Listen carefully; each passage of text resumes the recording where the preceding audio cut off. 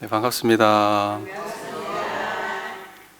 오늘 조금 갑작스럽게 마이크가 조금 이상한데, 이 평소에 마이크가 얼마나 감사했는지 오늘 마이크의 감사함을 느끼는 시간이 됐습니다. 빠른 시일 내에 복구해서 다음에는 좀 잘 원만하게 진행될 수 있도록 하겠습니다.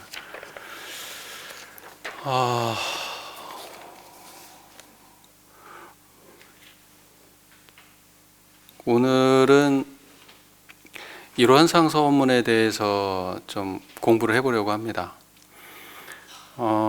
먼저 일원상 서원문은 봉독할 필요는 없겠죠. 일원상 서원문 아까 전에도 오늘도 천도자 지낼 때 하고 또 예식 진행할 때 또 하고 일원상 서원문 이미 머릿속에 다 잘 있으시니까 따로 봉독은 하지 않겠습니다. 전서 24쪽인데 일단은 그 내용은 펴고 계시죠? 네네. 일원상 서원문은 이제 원기 23년 11월에 대종사께서 친히 직접 지으신 경문입니다. 그런데 이제 어떻게 해서 그 일원상 서원문을 이렇게 짓게 되셨냐면은 제자들이 대종사님께 요청을 해요. 우리가 이제 그때 교단에서도 이제 의식 진행이 이제 잦아지고 이제 하다 보니까 원불교 스타일의 그 독송 경문이 없고 그러니까 불교의 반야심경만 이렇게 하고 그러니까 불교의 반야심경처럼 우리가 그 일상에 그 독경할 수 있는 그 함축적인 진리를 담은 그 경문이 필요합니다. 이제 이런 요청을 대종사께 드리니까 대종사님이 이제 그걸 수용하셔가지고 그래 내가 하나 만들어주마 해서 일원상 서원문을 만드신 겁니다. 여러분들 그 불교의 깨달음, 불교는 뭐죠? 깨달음이 이제 궁극적 목표 아닙니까? 여러분 잘 아시죠? 그러니까 이제 깨달음이라고 하는 거를 불교에서는 보통 이제 지혜를 얻는다, 깨달음의 지혜 이런 표현을 쓸 때 그걸 보통 이제 반야지라는 말을 많이 쓰죠. 우리 교도님들께서도 불교 신자는 아니시지만 반야지라는 말은 많이 들어보지 않으셨습니까? 안 들어보셨군요. 반야지라는 말을 많이 씁니다. 그러니까 결국은 수행을 통해서 궁극적으로 깨달음을 얻는데 그 깨달음이 뭐냐? 반야지라는 거예요. 반야지라는 것을 반야지라는 경지를 나타내는 경전이 반야부 경전 600권이 있습니다. 불교의 반야지에 대한 설명이 600권의 책이 있어요. 어마어마하죠. 근데 그걸 갖다가 요약해가지고 아주 핵심만 요약해가지고 만든 그게 뭐냐? 그게 반야심경이에요. 그러니까 여러분들이 그 600부의 반야경을 다 볼 필요 없어요. 시간이 남아도시면 보셔도 되고 우리 것도 다 못 보는 상황이니까 그죠? 근데 그 반야부의 600부 반야부를 모아가지고 핵심만 정리하면 반야심경이다 그러거든요. 근데 저희가 반야심경 독송 자주 하잖아요. 그런데 일원상 서원문은 마치 반야심경과 같은 거예요. 원불교에서. 그러니까 대종사님의 깨달음을, 그러니까 대종사님의 하셨던 수많은 법문들을 다 모아가지고 핵심만 정리해서 요약하면 뭐냐? 간략하게 얘기하면 그게 일원상 서원문이에요. 그러니까 일원상 서원문이 원불교에서 가진 위치가 상당히 좀 중요한 위치를 가지고 있는 경문이다 이렇게 얘기할 수가 있어요. 원불교를 창시하신 대종사께서 직접 지으신 데다가 그리고 대종사님의 깨달음을 압축한 데다가 또 그거를 우리가 가장 많이 독송하고 있다는 거죠. 일상에서. 그렇기 때문에 일원상 서원문은 원불교 안에서 아주 중요한 위치를 차지하고 있는 경문이다 이렇게 보시면 됩니다. 오늘은 그걸 공부하는 날이에요. 그러니까 어떻게 하셔야 될까요? 마음을 더욱더 청정히 하시고 집중하셔서 오늘 어차피 다 공부 잘하고 계시지만은 또 깨달음을 또 얻어가는 그런 소중한 시간이 됐으면 하는 바람입니다. 이론상 소원문은 크게 두 부분으로 나눠집니다. 여러분, 이론상 소원문을 보면은 이론은 언어도단에 입정처해 가지고 쭉 나와 가지고 어디까지가 첫 번째로 볼 수 있냐면, 무상으로 보면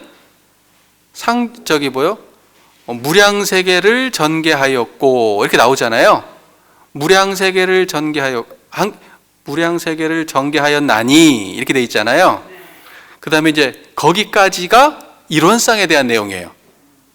무량세계를 전개하였나니. 그 다음에 우리 어리석은 중생은 부터 시작해가지고 서원함까지가 서원에 대한 내용이에요.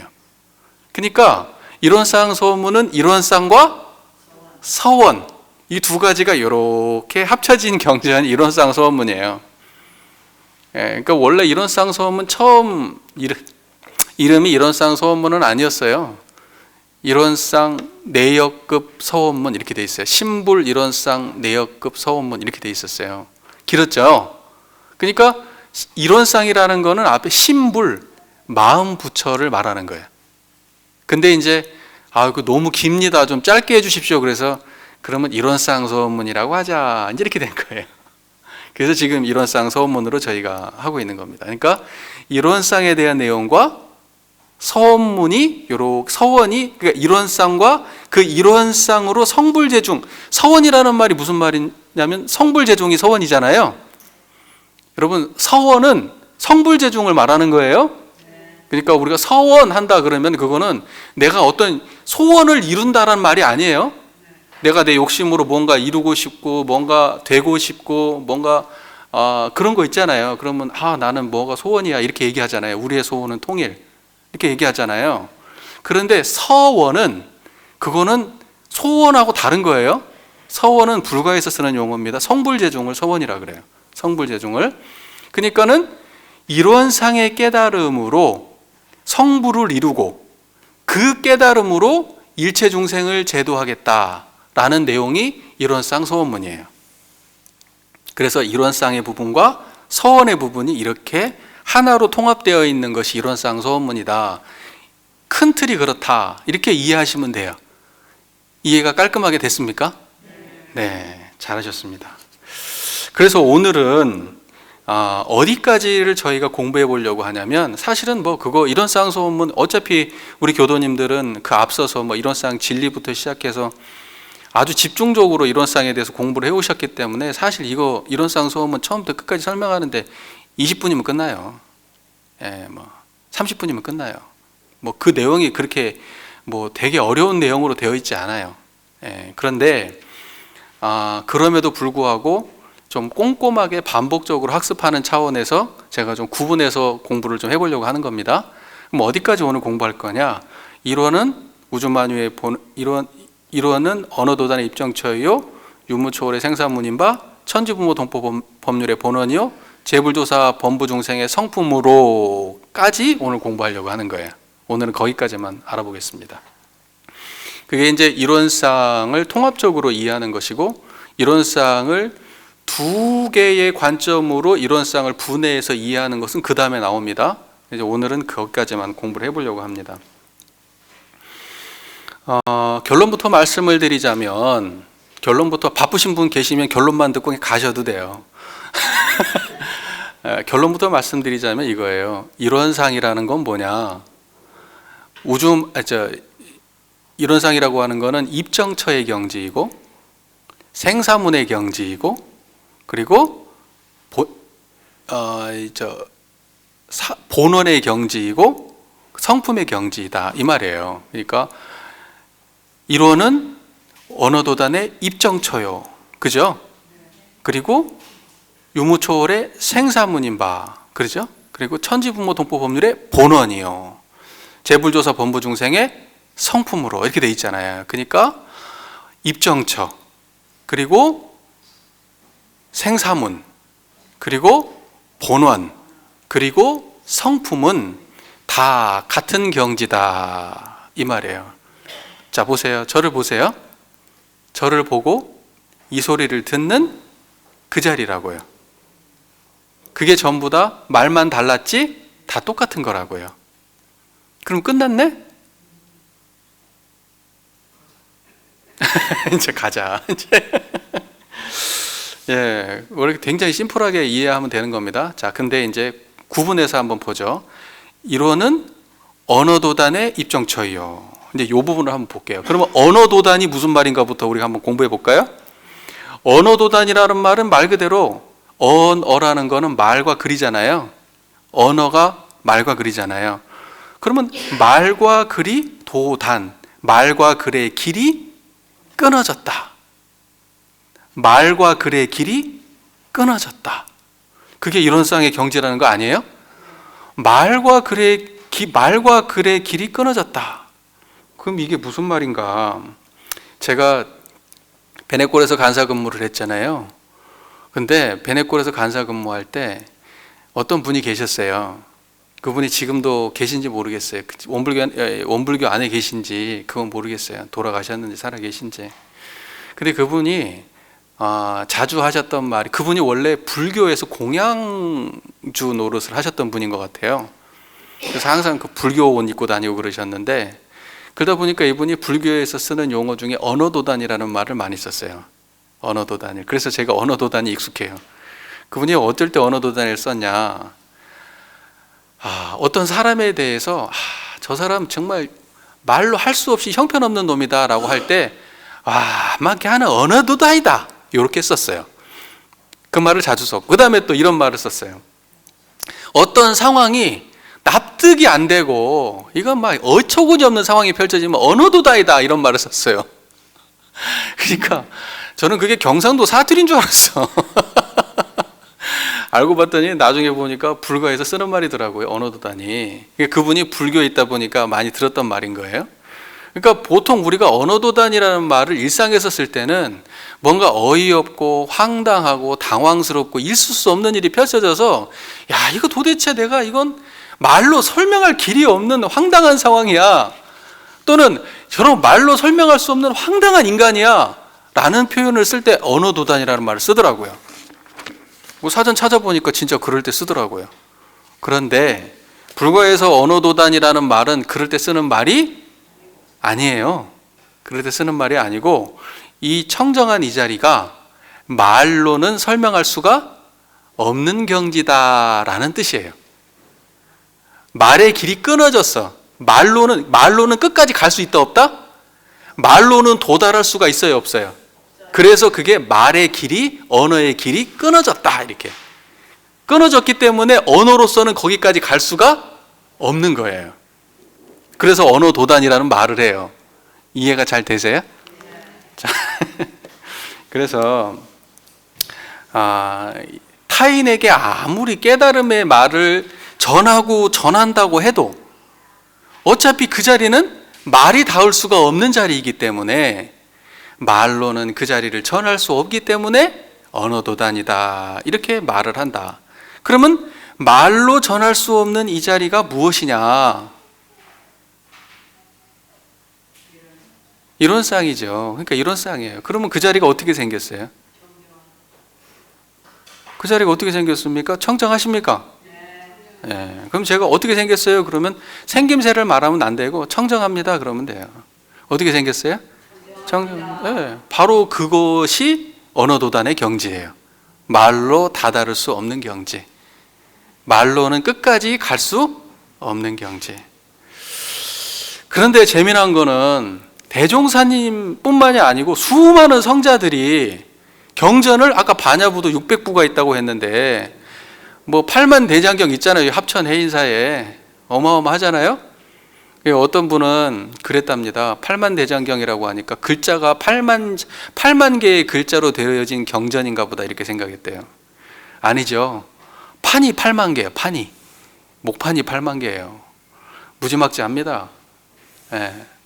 그러니까 그렇게 수많은 말로, 수많은 글로 사실은 깨달음을 전해왔거든요. 그래서 사람들이 깨달음을 얻기 위해서 뭘 봤어요? 경전을 본 거예요. 경전을. 그래서 경전을 열심히 공부했는데 깨달음이 있어요, 없어요? 왜? 그 자리는 말과 글이 갈 수 있는 자리가 아니니까. 그래서 언어도단이라는 말을 쓰는 거예요. 그게 만약에 말과 글로 갈 수 있는 자리가 됐으면 똑똑한 사람이 가는 거고 못 배운 사람은 못 가는 거. 한문 읽을 줄 아는 사람은 가는 거고 한문 못 읽은 사람은 못 가는 거예요. 예, 그러니까 영어 쓰는 사람들은 절대 깨달음 못 얻어. 왜? 한문을 모르니까. 근데 그런 것이 다 아니다? 그런 게 아니라는 말이에요. 그런 게 아니에요. 그럼에도 불구하고 성자분들은 끊임없이 말을 해왔어요. 대종사님께서도 이렇게 많은 법문을 내놓으셨어요. 자, 그렇다면 말과 글은 뭐냐? 깨달음을 가리키는 손가락이에요. 참다를 가리키는 뭐예요? 손가락이에요. 그러니까 우리는 그 자리 언어는 그 깨달음으로 우리를 바로 깨달음의 경지로 우리를 바로 인도하는 게 아니라 깨달음은 저기 있으니까 네가 가봐 하고 안내하는 손가락 역할까지만 해요. 무슨 말인지 아시죠? 근데 언어를 잘못 이해하면 어떻게 될까요? 손가락은 원래 이쪽을 가리켜야 되는데 손가락을 잘못 읽어가지고 저쪽을 가리킨다고 읽었어요. 그럼 어떻게 돼요? 그러면 이게 영영 못 만나는 거예요. 그런 차원에서 언어는 중요합니다. 하지만 언어로서 깨달음의 실체로 다가설 수는 없어요. 그냥 저를 보세요. 지금 이 소리를 듣고 이 저를 보는 바로 그 자리예요. 말 한마디 안 해도 바로 그렇게 아시는 거예요. 그래서 언어도단이라고 하는 겁니다. 자, 대종경 수행품 50장에 이런 법문 말씀이 있어요. 대종사 말씀하시기를 수도인이 경계를 피하여 조용한 곳에서만 마음을 길들이려 하는 것은 마치 물고기를 잡으려는 사람이 물을 피함과 같나니 무슨 효과를 얻으리요. 그러므로 참다운 도를 닦고자 할진대 오직 천만 경계 가운데에 마음을 길들여야 할 것이니 그래야만 천만 경계에 마음이 흔들리지 않는 큰 힘을 얻으리라. 만일 경계 없는 곳에서만 마음을 단련한 사람은 경계 중에 나오면 그 마음이 바로 흔들리나니 이는 마치 그늘에서 자란 버섯이 태양을 만나면 바로 시드는 것과 같나니라. 그러므로 유마경에 이르시기를 보살은 시끄러운 데 있으나 마음은 온전하고 외도는 조용한 곳에 있으나 마음은 번잡하다 하였나니 이는 오직 공부가 마음 대중에 달린 것이요 바깥 경계에 있지 아니함을 이르심이니라. 이렇게 말씀하셨어요. 공부는 어디 있다고요? 마음 대중에 있는 것이지 바깥 경계에 있다 없다? 없다. 그런데 우리가 언어도단이라는 말을 딱 들으면은 사람들이 이거를 이제 이렇게 이해하는 분들이 계세요. 당황스럽게. 언어도단이니까 말을 안 하면 깨달음을 얻을 것으로 생각하고 입을 닫는 거죠. 책을 안 보면 깨달음을 얻을 것으로 생각하고 책을 안 보는 거예요. 책도 안 보고 말도 안 하고 경계 없는 곳에 조용히 있으면 언어도단의 자리를 깨달을 것이다. 이제 이렇게 생각을 하는 거예요. 이 맞아요? 틀려요? 이렇게 하면 안 되는 거예요. 언어도단이라는 것도 말이잖아요. 그 자리는 말의 길이 끊어진 곳이야 라고 우리 배웠잖아요. 그래서 우리가 우리의 마음속에서 이건 이렇게 가야 되는구나 라고 방향을 잡을 수가 있는 거잖아요. 그러니까 언어는 깨달음을 우리가 얻기 위해서 말과 글은 절대적으로 중요한 거예요. 무슨 말인지 이해가 되시죠? 네, 그러니까는 이게 언어도단의 입정처, 언어도단의 경지에 들어가기 위해서는 말과 글을 버려야 돼. 그리고 입도 다물고 경계 없는 곳으로 가야 돼. 이렇게 말하면 맞다 틀린다? 틀리다. 그러면 언어도단의 경지는 말을 하는 가운데에는 없는 거예요? 아니면 말을 하는 가운데에 드러나야 돼요? 그렇죠. 왜냐하면 대종사님께서도 이 말씀하신 대로 공부는 어디에 있다? 바깥 경계에 있지 아니하고 오직 어디에 있다? 마음 대중에 있다. 그때의 그 마음 대중에 뭐냐? 지금 이 청정한 마음이에요. 지금 저를 보고 이 소리를 듣는 그 자리라고요. 그거를 대중 잡는 데에 공부가 있는 것이지 시끄러운 경계가 밖에 있든 말든 그걸 갖다가 내가 무슨 이걸 옳다 그러다 분별하고 판단한다고 해서 거기에 공부가 있는 것이 아니라는 거예요. 그러면 언어도단이라는 거는 언어를 언어가 막 난무하고 막 흘러 넘친다고 해서 언어도단의 경지가 없는 거예요? 아니라는 거예요. 언어도단의 경지는 언제 있어야 되느냐? 언어의 경계 속에 함께 있어야 되는 거예요. 이게 굉장히 중요한 말이에요. 언어도단의 경지는 언제 있어야 된다고요? 언어의 경계 속에 함께 있어야 된다고요. 그래서 우리가 그 전에 공부했죠. 이론은 언어도단의 입정처이요. 아니지. 이론상의 진리에서 뭐라고 되어 있죠? 언어명상이 동공한 자리라고 배웠죠. 그러고 난 다음에 공정경주의 광명을 따라 언어명상이 완연하여 시방삼계가 장중의 한 구슬같이 드러나며 이렇게 말했잖아요. 동공한 것과 완연한 두 가지가 함께 공존하지 않으면 이론상이 아니라고요. 그러니까 지금 제가 이렇게 소리를 이렇게 내고 있잖아요. 언어도단은 지금 이 소리를 듣고 계시잖아요. 저는 이렇게 말을 하고 있잖아요. 이 소리를 듣고 저는 말을 하고 있는 이 가운데에 언어도단이 있어야 돼요. 이게 안 되면 안 되는 거. 이거 되게 중요한 얘기예요. 이렇게 돼야 되는 거예요. 이게 이렇게 돼야 돼요. 자, 그래서 보세요.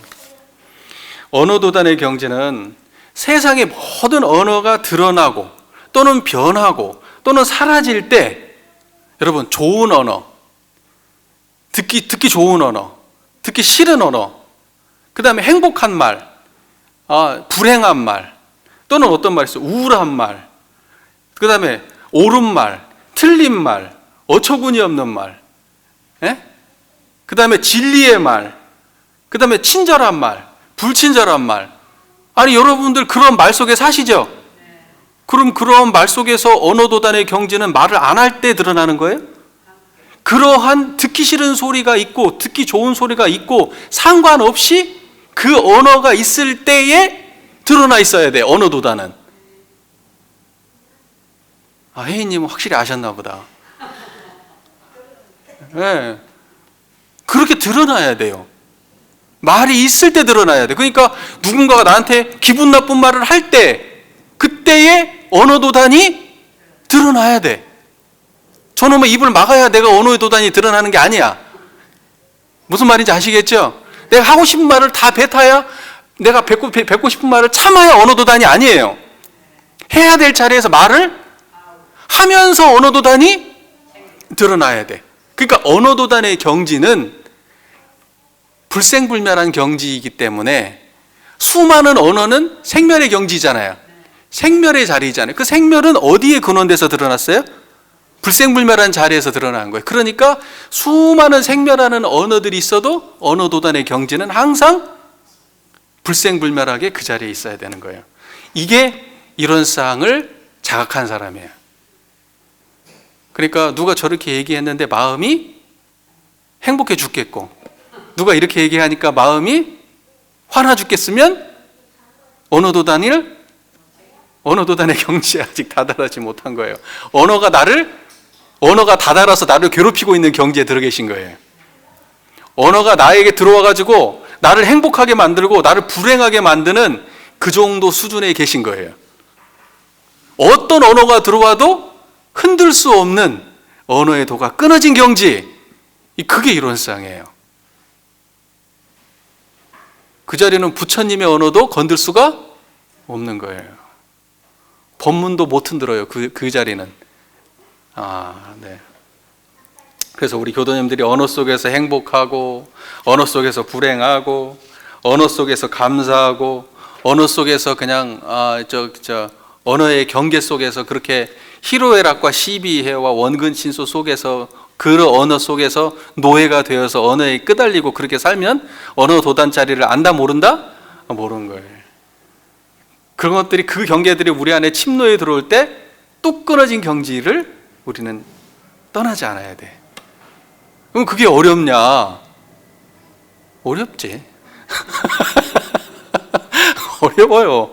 그것은 유지되기가 어려워. 그러나 그렇게 유지되기는 어렵지만 그 자리를 자각하는 거는 어렵지 않아요. 어렵지 않아요. 지금 그렇게 드러내 보세요. 지금 청정하면 그 자리가 언어도단이에요. 그래서 모든 언어 속에서 언어를 초월하시기 바랍니다. 그게 언어 도단입니다. 자, 그 다음에 뭐라고 돼 있어요? 입정처 이렇게 돼 있잖아요. 여러분, 입정이라는 게 무슨 말일까요? 이 입이라는 게 들어간다는 뜻이잖아요. 정이라고 하는 건 움직이지 않는 거예요. 그 정자를 정이라는 말 많이 써요. 움직이지 않는다. 정지할 때 정자예요. 움직이지 않는 경지를 정이라 그래요. 처라고 하는 것은 그곳, 그죠? 그러니까 움직이지 않는 그곳이 어디냐고. 움직이지 않는 곳이 어디예요? 그렇지, 그렇지. 움직임이 없어야 돼요. 근데 여러분, 우리가 원불교에서 제일 많이 하는 게 이론상 소원문 다음에 뭔지 아세요? 입정이에요. 네. 여러분, 이론상 소원문 다음에 제일 많이 하는 게 입정이에요. 그죠? 예, 입정 뭐 안 할 데가 없잖아요. 우리가 여기서 뭐 교화 협의를 해도 이론상 소원문 안 해도 입정을 하잖아요. 그러니까 입정 제일 많이 하거든요. 횟수로 따지면 제일 많이 해요. 그러니까 입정 엄청 중요합니다. 잘 들으세요. 그러면 죽비를 딱 쳤을 때 그때 움직이지 않는 자리가 어디냐고요. 그 자리를 찾아 들어가라고 죽비 치는 거거든요. 야, 그러면 이제 이 자리를 아는 사람은 죽비 치기 전에도 청정하고 죽비 치는 중에도 출정을 해도 그 자리여야 돼. 그러니까 입정해도 이 자리고 출정해도 그 자리여야 돼. 그게 입정처예요. 그런데 입정하기 전에 다른 마음이었다가 산란했던 마음이었다가 죽비를 딱 치니까 입정의 정지에 들어갔어. 그리고 다시 출정을 딱 치니까 입정의 경지에서 빠져나와 버렸네? 이렇게 되면 돼요, 안 돼요? 안 되는 거예요. 그래서 내가 입정에 들었어 라고 이야기를 했어. 그러면 지금도 입정이 있어? 아니, 죽비 치고 그때 입정을 1분 동안 했어. 밥 먹을 때는 입정이 있어요, 없어요? 있어야 되는데 그 사람은 입정이 없대. 그러면 그 입정은 맞는 입정이야, 틀린 입정이야? 틀린 입정이야. 그건 입정이 아니야. 왜? 그거는 정한 자리가 아니고 움직이는 자리를 만났거든요. 그래서 입정을 해가지고 가장 오해되는 것 중에 하나가 이런 거예요. 입정은 고요한 거예요. 예를 들면 고요하고 평안하고 행복하고 만족하고 이런 거다. 근데 그거 전부 다 움직이는 거예요, 안 움직이는 거예요? 그거 다 움직이는 거예요. 여러분, 고요한 것도 움직여요, 안 움직여요? 움직이는 거예요. 시끄러운 거에 반대란 말입니다. 그래서 그놈들은 언제나 깨져요, 안 깨져요? 깨진단 말입니다. 그 깨지는 놈은 입정의 경지가 아니라고요. 아니라고. 그래서 우리가 입정을 똑바로 이해해야 돼요. 고요한 대로 찾아 들어가는 게 입정이 아니에요. 움직이지 않는 경지로 들어가는 게 입정이에요. 움직임이 없는 경지로 들어가는 게 입정이지, 고요하고 편안한 대로 찾아가는 게 입정이 좌선할 때만 입정하는 거예요? 아니면 일상에서 입정이 있어야 돼요? 일상에서 움직이지 않아야 그게 진짜 움직이지 않는 경지를 본 거예요.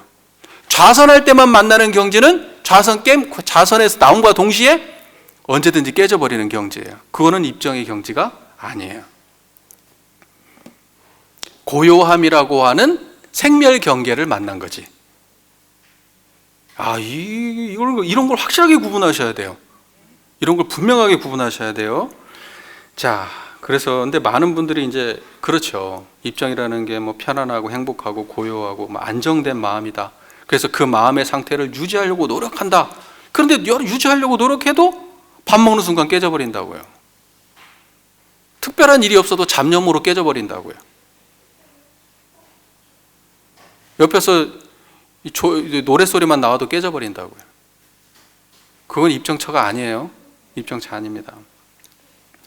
자, 그래서 입정처는 뭐냐? 지금 이 소리를 듣고 저를 보고 있는 바로 그 당처, 거기가 입정처다고요. 청정한 그 자리가 입정처예요. 자, 그래서 입정처라고 하는 거는 모든 경계가 생멸할 때 그 모든 경계를, 생멸하는 모든 경계를 드러내고 있는 생멸하지 않는, 절대 움직이지 않는 요지부동한 그러한 마음의 경지가 그게 입정이다. 이렇게 말한다. 입정처다. 이렇게 말한다. 그래서 볼 때 청정하면 그게 입정처고, 들을 때 청정하면 입정처고, 말을 할 때 청정하면 입정처고, 생각이나 감정이나 어떤 판단이 일어나고 사라져도 그것이 환히 드러나는 청정한 자리가 있으면 그게 입정처예요. 그걸 잊어버리시면 안 됩니다. 그래서 우리는 항상 어디에 살아야 되느냐, 어디에 살아야 되느냐, 그곳에 살아야 돼. 그 정처, 움직임 없는 그곳, 그 정처에 살아야 되는 거예요. 근데 그 정처는 말로 할 수 있어요, 없어요? 말로 할 수 없죠? 하지만 체험적으로는 단순하게 이해되죠? 그 말로 할 수 없기 때문에 그거를 언어도단의 입정처 이렇게 말하는 거예요. 깔끔하십니까? 불교에는 이제 이런 말을 많이 써요. 언어도단 심행처멸 이렇게 쓰거든요. 언어도단 심행처멸이라는 말을 불교에서는 또 많이 쓰는 말이에요. 선가에서 특히. 대종사님께서도 그 관련된 그 똑같은 법문 말씀을 또 하셔요. 언어의 도가 끊어지고 심행처가 멸한 자리 이렇게 하면서 그걸 공이다, 그 자리를 아는 걸 공이다, 뭐 이렇게 설명하시는 법문이 있어요. 그러니까 그러면 언어도단 심행처멸 이것과 언어도단의 입정처는 같은 말이에요, 다른 말이에요? 같은 말이에요. 여러분 심행처가 멸했다 그러면 마음이 향하는 곳에 뭐가 있어요, 없어요? 이 소리 듣는 그곳에 뭐 있어요, 없어요? 생각하는 그곳에 뭐가 있어요, 없어요? 판단하는 그곳에 뭐가 있어요, 없어요? 청정하죠? 그거를 멸했다 그래요. 멸. 아무것도 없다 그래서 멸. 끊어졌다 그래서 멸 이렇게 쓰는 거예요. 예. 이렇게까지 반복적으로 학습을 해야 돼요, 우리는. 이거 말고 할 게 없어요. 정산종사보보 응기편 29장 말씀에 이렇게 되어 있습니다. 양도신에게 말씀하시기를 동정간에 일심을 여의지 않는 것이 곧 입정이며 이렇게 말씀하셨어요. 동할 때나 정할 때는 쉰다. 동할 때는 막 이렇게 움직이는 거고 정할 때는 쉬는 거잖아요. 그러니까는 활동할 때나 쉴 때나 우리는 두 가지밖에 없죠. 활동하든 쉬든. 여러분 TV 보면 쉬는 거예요, 활동하는 거예요? 쉬는 거. 노는 건 어떤 거예요? 활동하는 거예요. 그리고 잠자는 거 쉬는 거예요. 밥을 먹는 거는 쉬는 건데 밥을 만드는 건 활동하는 거예요. 그 경계가 참 애매하죠. 자 보세요. 근데 우리의 삶이 아침부터 저녁까지 이루어지는데 그걸 간단하게 얘기하면 활동하고 쉬는 거예요. 두 가지밖에 없어요. 그죠? 근데 이때마다 일심을 여의지 않아야 돼. 그죠? 아니 우리가 일심이라고 하는 거는 뭐예요? 청정한 마음이 일심이에요. 그게 청정한 마음 말고 행복한 마음, 편안한 마음, 이거 해야지 저거 해야지 하는 거는 일심이 아니고 다심이지. 마늘 따자 다심. 여러분 청소할 때 일심으로 하라 그러죠? 그러면 청소할 때 뭐 청소기를 돌릴 때 일심은 어떻게 일심이 어떤 게 일심이에요? 청소해야지라는 생각을 계속 그 생각을 하면서 청소를 하다가 빨래 해야지로 돌아가면 이심이네? 그러다가 이거 빨래를 빼먹었네. 그러면 마음이 두 가지 갈라져 버렸네? 그는 이제 그러다가 청소 끝내고 이제 해야지. 청소 끝나다가 빨래를 했어. 밥할 때가 됐네? 그러면 마음이 세 개로 갈라졌네. 그거 일심이에요, 아니에요? 그런 일심이 아니란 말이에요. 청소할 때 청정한 마음이 일심이고 밥할 때 청정한 마음이 일심이고 이거 해야지 저거 해야지 판단할 때 청정한 마음이 일심이에요. 근데 그 일심 자리가 입정이라는 거 아니에요. 그러니까 입정이라고 하는 거는 앉아가지고 죽비 치면 드러나는 게 아니고 우리가 일상에서 밥 먹고 놀고 일하고 하는 모든 순간이 일심이 드러나면 그게 입정이라는 거잖아요. 그러니까 우리는 입정으로 사셔야 된다고. 아침에 새벽 자선할 때만 그냥 묵묵하게 앉아있는 게 그게 입정이 아니라고요. 지금 이 소리를 듣는 거기가 입정이라고요. 지금 입정이세요? 네. 근데 이제 사람들이 못 모르는 사람들은 그렇게 물어볼 거야. 야, 입정인데 이 대답은 어떻게 해? 그러면 아는 거예요, 모르는 거예요? 모르는 거예요. 야, 입정이면은 저 새소리를 못 들어야지. 아니, 선방에서 우리 학부 때 그런 질문 냈어요, 교수님이. 자, 입정에 들었다. 입정에 들었어. 딱 선을 하는데 어떤 사람이 문을 갖다가 조용히 열고 닫아. 그리고 밖에서 새소리가 들려. 그리고 저쪽에서 개가 짖어. 바람 소리가 들려. 자, 좌선을 할 때 입정에 들으면 이 소리가 들려야 되느냐? 들리지 말아야 되느냐? 라고 질문을 했어요. 그러면 이게 들려야 돼요? 말아야 돼? 듣고 안 들리고가 중요한 게 아니고 이 자리가 드러나야 돼. 예, 그때는 제가 대답했을까 못했을까요? 못했겠지.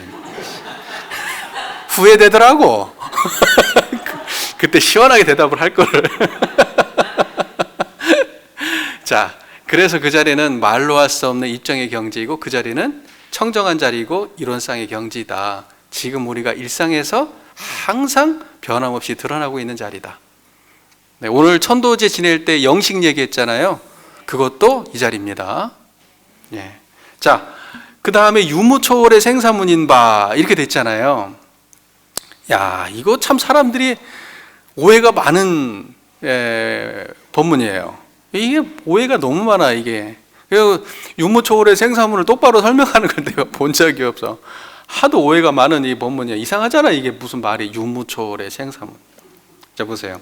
유라는 거는 있다는 거고 무라는 거는 없을 무자 없다는 거잖아요. 그러니까 있다 없다 이걸 초월해야 된단 말이잖아요. 그러니까 있고 없음에 속해 있는 것은 안 되는 거잖아요 지금. 이로서 아니라는 거잖아요. 그러니까 예를 들면 이렇게 설명하면 잘못된 거예요. 여러분 이 세상에는 음계가 보이지 않는 음계가 있습니다.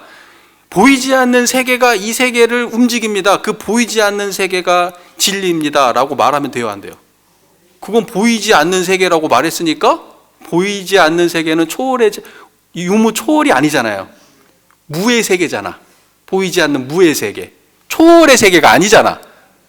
그러니까 보이는 세계든 보이지 않는 세계든 다 한꺼번에 싸잡아서 뭐예요?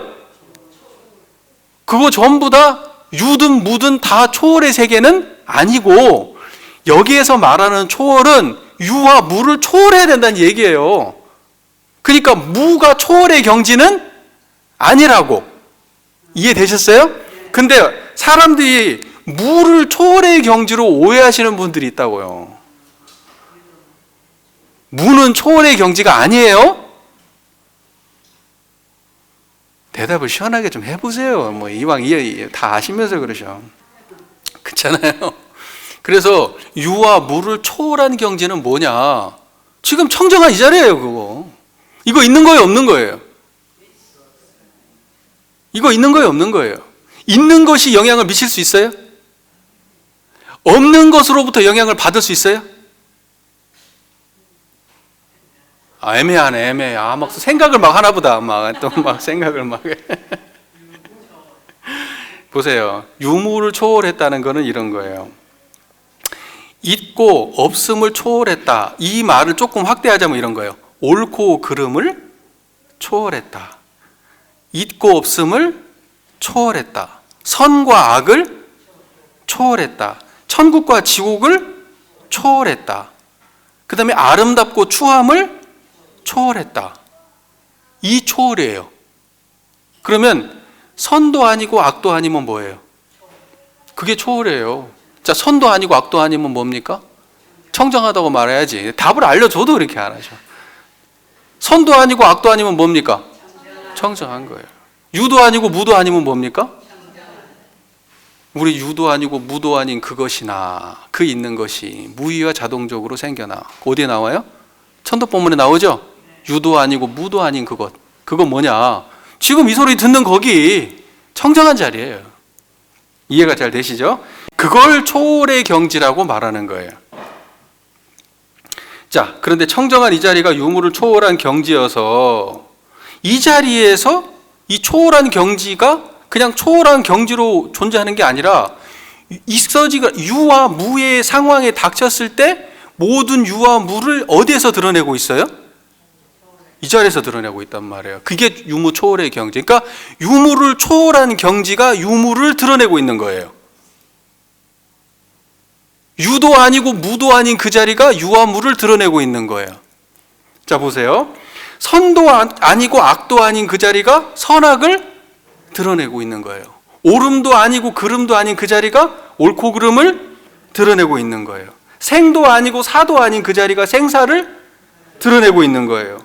아름다움도 아니고 추함도 아닌 그 자리가 아름다움과 추함을 드러내고 있는 거예요. 시끄러움도 아니고 고요함도 아닌 그 자리가 시끄러움과 고요함을 드러내고 있는 거예요. 나도 아니고 남도 아닌 그 자리가 나와 남을 드러내고 있는 거예요. 자, 그래서 뭐라고 말하냐? 유무초월한 뒤에 뭐가 붙었어요? 생사문이다. 생사가 들고 나는 곳이다. 이 자리는 유무를 초월해 있으면서 유도 들고 나고 무도 들고 난다. 생사도 여기서 들고 나고 옳고 그름도 여기서 들고 나고 고요함과 시끄러움도 여기서 들고 나고 아름다움과 추함도 들고 나고 나와 너도 여기서 들고 난다. 그러므로 여기는 유무를 초월해 있으면서 생사가 드러나는 자리다 해서 유무초월의 생사문 이렇게 말하는 거예요. 이해가 되세요? 그러니까는 유무를 초월한 이 청정한 경지에서 모든 것이 들고 나기 때문에 유무초월의 생사문이다. 깔끔하잖아요. 이렇게 깔끔한 거예요. 여러분, 청정한 그 자리가 생사가 들고 나는 자리예요. 여러분, 생사에 끌려다니지 않고 싶으시잖아요. 그러면 그 생사문에 머무세요. 옳고 그름에 치우쳐가지고 괴롭고 싶지 않으시면은 옳고 그름이 끊어진 생사문에 머무세요. 이롭고 해로움 때문에 손해보고 그냥 이익 보는 것 때문에 괴롭죠? 종원님, 얼마나 괴롭습니까? 그럴 때 어디에 머물러요? 생사문에 머무르라. 유무를 초월한 생사문에 머물러라. 거기에서 모든 것이 들고 난다. 그 자리에 머무르면 들고 나는 놈들에 끌리는 것이 아니라 그것을 들고 나는 그 바탕의 자리가 그것이 본래 나인 줄을 알아서 흔들림이 있다 없다? 없다. 그게 이론상이에요. 야, 어느 도단의 입정처, 유무초월의 생사문, 깔끔하네. 이 어려운 듯한 문장이 이제는 너무나 친숙하게 다가오고 계시지 않아요? 다 청정한 이 한 자리 얘기하는 거구나. 별거 없네. 별거 없는 건 아니에요. 해보세요. 막상 잘 안 돼요. 저도 설명이나 하지. 막상 그러면 뭐 당신은 뭐 유무초월의 생사문 자리를 알았으니까 뭐 생사를 자유로워? 나 할 말이 없지 이제. 할 말 없어요. 자, 그 다음 문장 이렇게 돼 있어요. 천지부모 동포 법률의 본원이요. 자, 보세요. 천지, 부모, 동포, 법률의 본원, 이걸 줄이면 기니까 사은의 본원. 사은의 본원과 천지, 부모, 동포, 법률의 본원 같은 말이잖아요. 사은을 줄이면 뭐예요?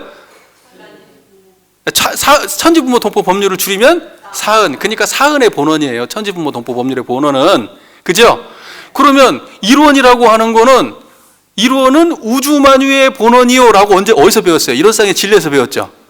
일원은 우주만유의 본원이요. 그럼 우주만유의 사은 들어가요? 안 들어가요? 그러니까 우주만유의 본원과 사은의 본원은 같은 말이에요? 다른 말이에요? 같은 말이네. 같은 말이네. 그러면 이제 조금만 말을 바꿔서 천지부모 동포 법률의 본원인데 요 연필의 본원은 어디예요? 청정한 자리잖아요, 지금. 이게 조금만 바꿔도 헷갈리시면 안 돼요. 자, 그러면 이렇게 합시다. 원수의 본원은 어디예요? 네? 부처님의 본원은 어디예요? 사랑하는 사람의 본원은 어디예요? 누구 생각하셨어요? 흐뭇하게 웃고 계시네. 정우래 장님 흐뭇하게 웃고 계시네 지금. 나 얘기하는 거구나 이러고. 자, 보세요. 그 모든 거의 본원이 어디예요?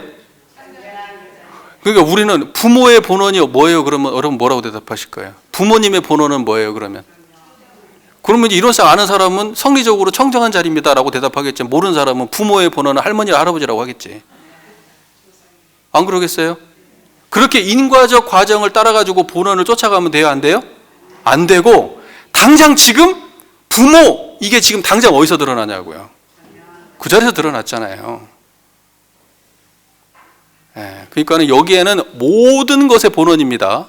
그러니까는 좋은 것의 본원만, 좋고 막 좋은 거 막 은혜 막 뭐 부처님 막 이런 거에 본원이 이런 쌍이 아니고 세상 온갖 더러운 것에 다 본원도 이 자리예요. 여러분 미운 놈 거기서 드러나잖아요. 안 좋은 냄새 거기서 드러나잖아요. 맞지요? 네. 그게 천지부모 동포 법률의 본원이란 말이에요. 청정한 자리죠? 네. 됐네. 그래서 또 한 번 또 말씀드리자면 천도품이 어떻게 나온다? 이 우주와 만물도, 뒤에서 해보세요. 이 우주와 만물도 그 근본은 본연 정정한 뭐라고요? 성품짜리로. 그 천도법문 아까도 제가 읽었잖아요. 이 우주와 만물도 그 근본은 본연 청정한 성품짜리로. 청정한 성품짜리로. 한 이름도 없고 한 형상도 없고 죽고 나는 것도 부처와 중생도 허무와 정멸도 없다 하는 말도 또한 그것이 무엇이다? 우주만유의 본원이에요. 청정한 성품이다. 깔끔하게 정리가 되어 있어요. 천도법문에. 예. 자, 그것이 이론상입니다.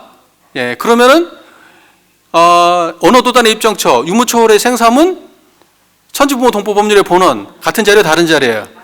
같은 자리네. 그 다음에 이제 재불조사 범부중생의 성품 이렇게 얘기했어요. 재불은 뭐예요? 모든 부처님. 조사는 뭐예요? 부처님의 깨달음을 이어받아 가지고 한 종파를 창시한 사람이 그 종파의 할아버지 조자잖아요. 조상 조자잖아요. 스승 사자잖아요. 그러니까 할아버지 되는 스승이야. 그 종파에. 그래서 조사라고 하거든요. 근데 결국적으로 조사는 부처님 제자예요. 예? 그래서 모든 부처와 모든 부처님의 깨달음을 그대로 이어받은 부처님과 동일한 수준의 사람이죠. 조사들이에요. 그러니까 부처와 조사. 그 다음에 범부 중생. 범부는 깨닫지 못한 인간. 중생은 인간을 포함한 모든 유정물들. 그 중생이거든요. 예. 근데 이것들이 전부 다 하나의 성품을 공유하고 있다는 거 아니에요, 지금. 그래서 부처님과 부처님의 깨달음을 이은 사람과 그 다음에 깨닫지 못한 사람과 그것보다 더 부족한 중생의 세간을 다 통과하는 하나의 경지가 있는데 그게 뭐냐? 그게 성품이라는 거예요. 그러면 그 성품은 뭐겠어요? 청정한 거예요. 그러니까 동물도 돼지도 막 맛있는 거를 먹고 할 때 그 마음이 어때요? 청정한 마음에서 먹고 있는 거예요. 다만 돼지는 자기가 청정한 마음에서 먹는 줄 알아요, 몰라요? 우리 중생도 맛있는 거 꼭 그렇게 표현하면 안 돼. 돼지처럼 먹는다 하면 안 되고 맛있는 걸 맛있게 먹고 있어요. 그때 그 마음은 어떤 마음이에요? 재불 부처님하고 조사도 그 마음으로 먹어요. 그런데 부처님하고 조사는 뭐가 달라요? 우리가 먹을 때하고? 그분은 청정한 마음으로 먹는 거를 확실히 알고 먹고 그 자리를 놓치지 않고 먹고 우리는 맛있어서 먹고 맛없어도 먹고 그렇게 먹는 게 다른 거예요. 그러니까 밥 먹을 때 청정해야 돼요.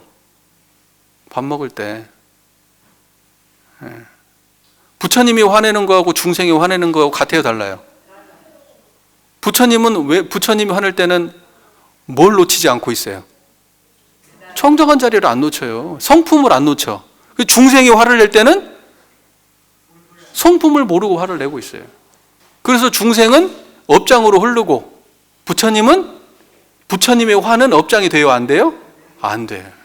부처님은 화를 내도 업장이 안 돼. 자 보세요. 그래서요.